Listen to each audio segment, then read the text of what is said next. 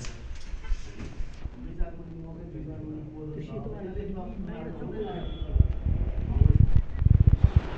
मैले हेरिरहेको छु गेटमा देखेको छुइनँ। पैसा हेर त मलाई यहाँ पैसाबाट भित्रबाट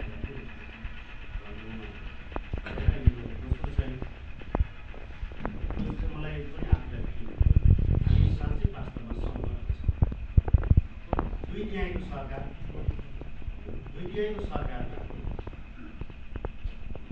अनि त्यसपछि आएर तपाईँले प्रधान सेनापतिले आफूले नियुक्त गरेको राष्ट्रिय सम्पत्ति त्यसको ठुलो सम्पत्ति दुई तिहाईको सरकार छ। सेनापति आफूले नियुक्त गरेका छ, प्रहरीका आइसिपीहरू आफूले नियुक्त गरेका छ। के भनेको त डरलाग्दो कुरा हो जसले तपाईँको चाहिँ नि यो समाजको सुरक्षा